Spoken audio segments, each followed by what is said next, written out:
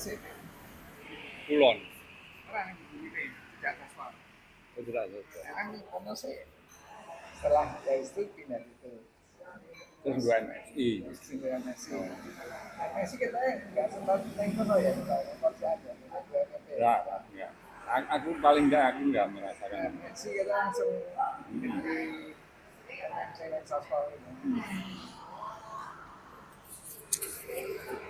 Ini saya sedang mengantarkan seorang rekan. Beliau adalah yang di depan saya ini. Kalau berkenan eh, menunjukkan diri. Ini beliau adalah dosen di salah satu, boleh saya sebut? Enggak usah. Salah satu perguruan tinggi swasta yang sudah cukup tua di Yogyakarta. Nah ini sebelum melaksanakan acara yang dituju, ini sarapan dulu di kawasan Jalan Cendana ya. Ada SGPC Bu Wiryo Cendana. Ini ada sego pecel, sop, penyetan dan lain-lain. Nah ini seperti law of attraction. Kalau kemarin saya menyinggung-nyinggung harian The Volkskrant yang saya kaitkan dengan KR atau koran legendaris dari Yogyakarta yaitu Kedaulatan Rakyat, maka di meja ini ternyata tersaji koran Kedaulatan Rakyat. Ini koran legendaris di Yogyakarta ya. Ini lahir tahun 45.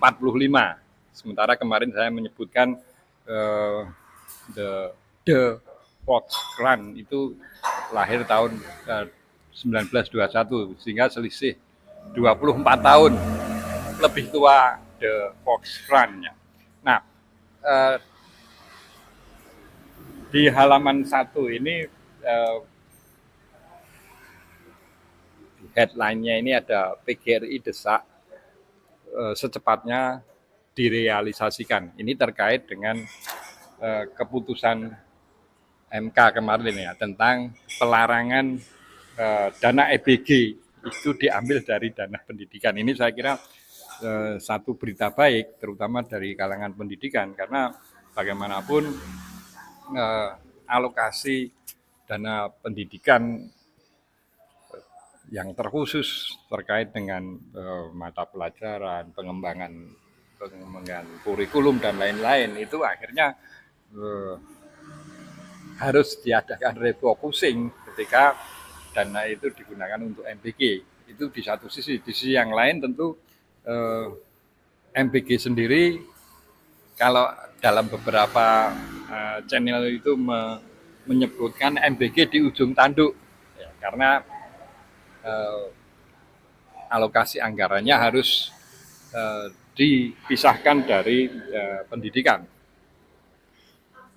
Jadi dua-duanya koran yang kemarin saya sebut dari Belanda itu The Volkskrant itu menyebut bahwa di tengah krisis, boleh dikatakan begitu ya, krisis finansial, krisis ekonomi, itu Mr. Prabowo dianggap oleh koran tersebut itu menghambur-hamburkan uang. Sementara kalau ini MBG ini juga terkait dengan program unggulannya Mr. Prabowo. Nah, dua koran legendaris yang terpisah secara geografis itu terkoneksi dengan satu sosok yang namanya Mr. Prabowo. Ya, itu tidak bisa dihindarkan karena bagaimanapun seorang presiden dari sebuah negara yang besar, yang strategis, yang kebetulan juga punya sejarah yang terkait dengan Belanda, itu tidak bisa dipisahkan dari sorotan media-media. Ya ini konsekuensi logis, nggak usah kembali saya ungkap ketika ada suara kritis dan lain-lain itu dianggap sebagai antek asing, sebagai londo ireng dan lain itu tidak perlu. Ini menurut saya tidak produktif buat pemerintahan khususnya Mr. Prabowo. fokus saja pada hal-hal yang memang urgent untuk diselesaikan, terutama kalau saya pribadi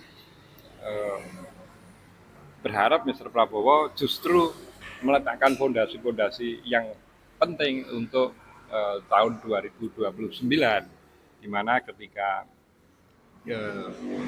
proses peralihan kekuasaan itu berjalan dengan baik, maka itu manfaatnya juga tidak kaleng-kaleng, manfaatnya sangat besar bagi rakyat dan negara kita menuju Indonesia Emas 2045. Ya tentu himbauan semacam ini, himbauan masyarakat, ya saya tidak punya pretensi politik apa-apa.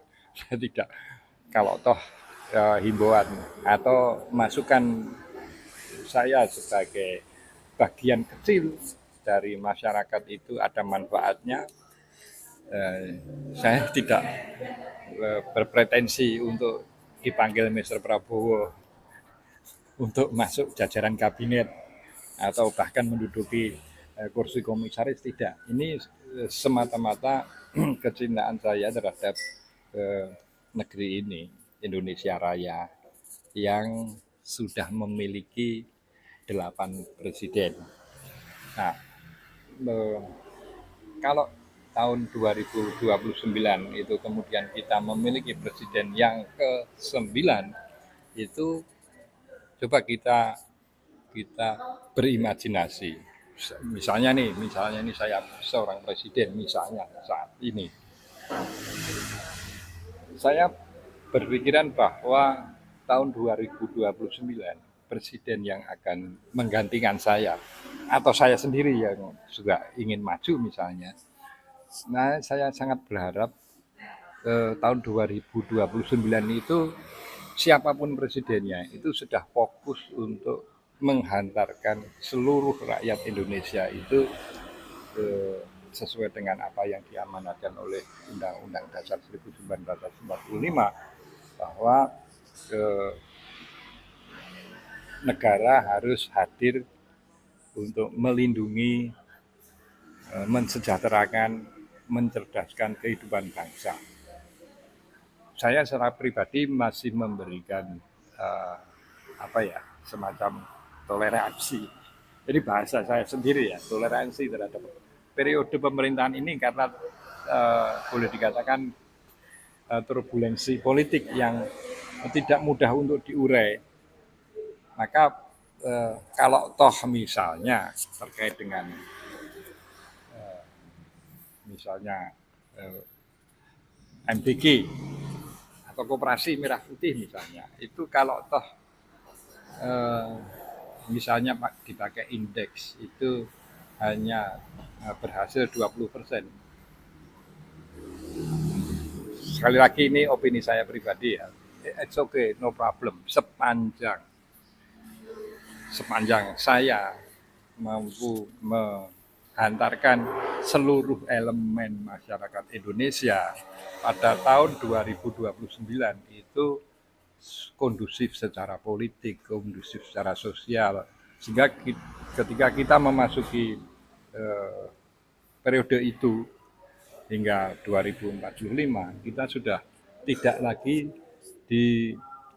direcoki oleh iklim politik yang tidak bersahabat. Dari Yogyakarta saya ucapkan salam konstitusi.